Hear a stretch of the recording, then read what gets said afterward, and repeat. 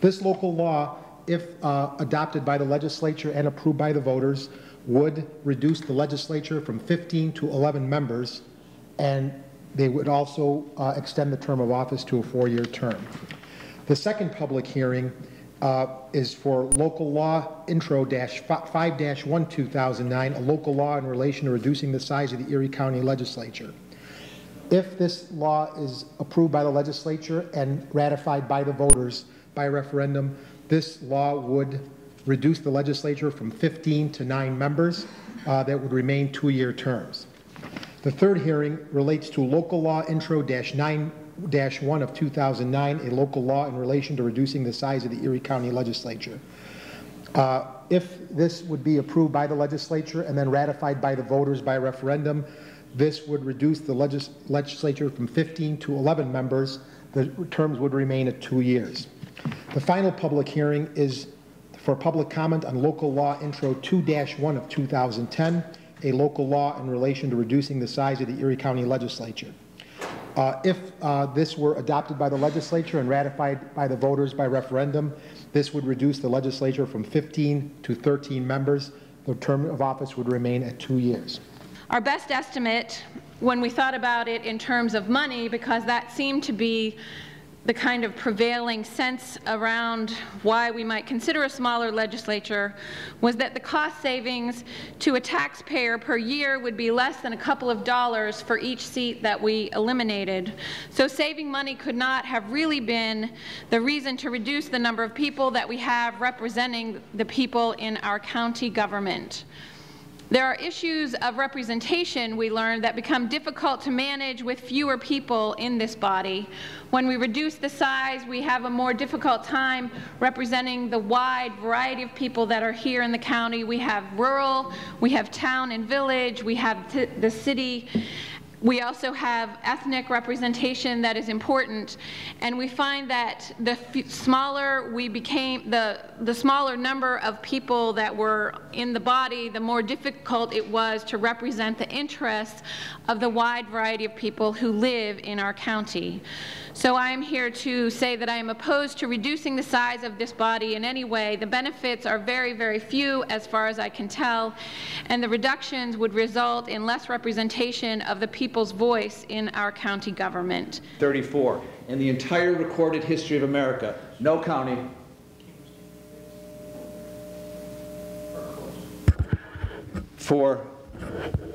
oh, that's okay. All right. I'll say that again.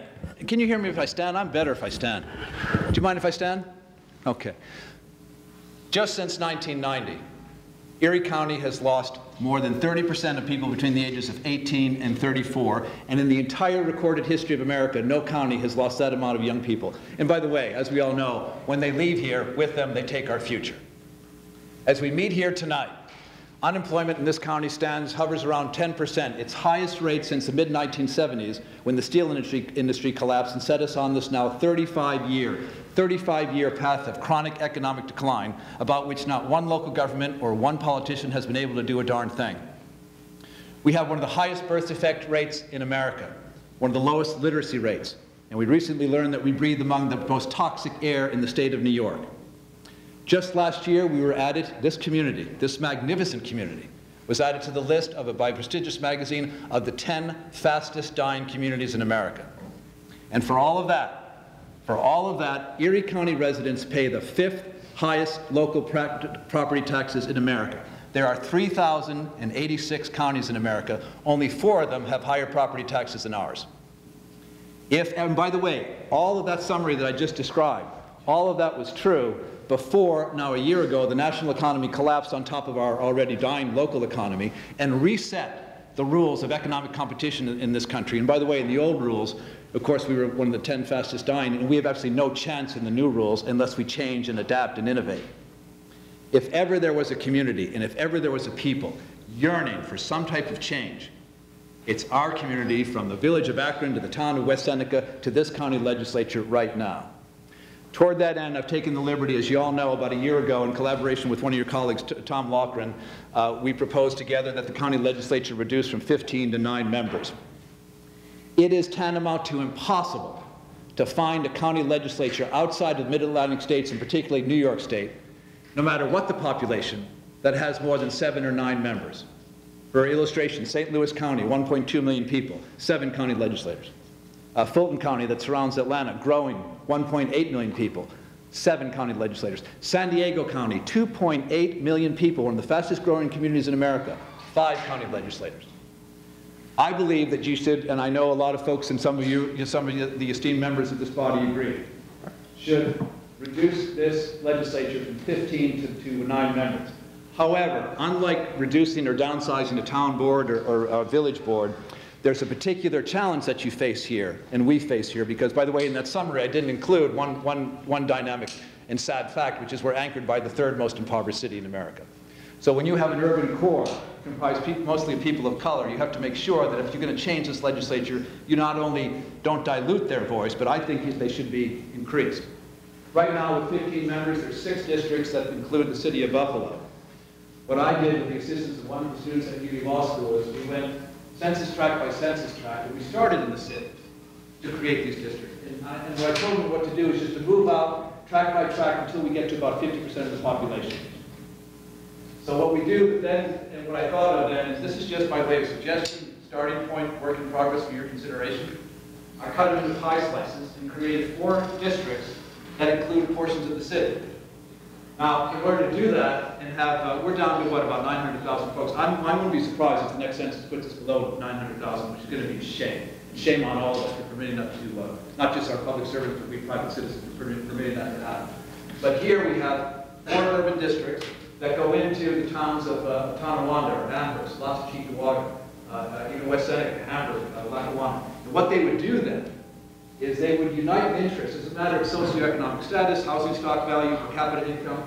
Folks who live in the city and just beyond the boundary, they're pretty much the same.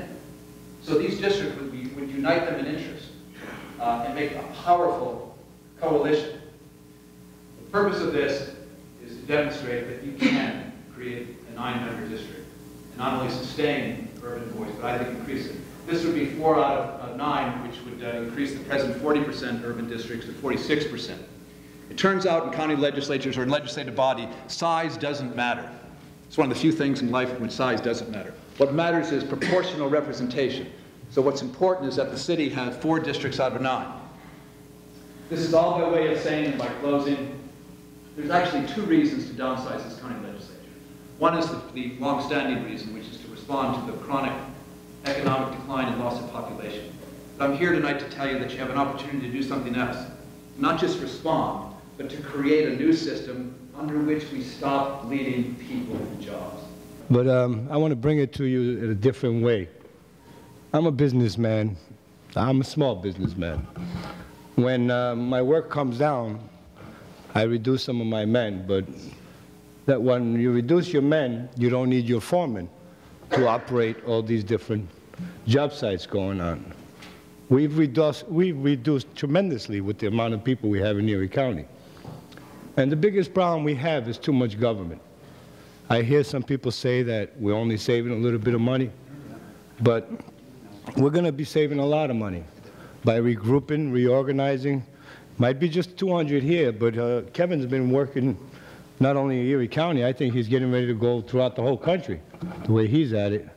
We need to reduce. And reducing the government will save taxpayers money. And that's the problem right now. People are not working, they can't afford it. And if I was at your chair, I would make the decision of reducing and take a chance. Because if you really want to do the right thing for yourselves, make this choice. I like 9, but at least compromise. Don't change the 2-year system. Give the voters a choice. If you're doing a good job, they're going to keep you there. If you're not, give them a choice to say, hey, you're no good for us. So thank you for giving me the opportunity to speak. This is the first time I've seen this map, and I'd like to applaud Kevin for all of his work. I think it's a great, the only thing I really don't like about that map is it cuts off a little chunk of Grand Island and gives it to another district. One of the problems that we are having all over New York State is layer upon layer upon layer upon layer of government. We have more government per square foot than I think in any state in the country, and it's time to start downsizing everywhere. I think this push has been going on for a long time. Last year, it was put forward, and I think it would have gone, except we had term limits that were tied to it on the ballot. That I don't think needs to happen, and I don't want to see that happen this year. What I'd really like to see is legislation put forward down to 9 seats with 2-year terms.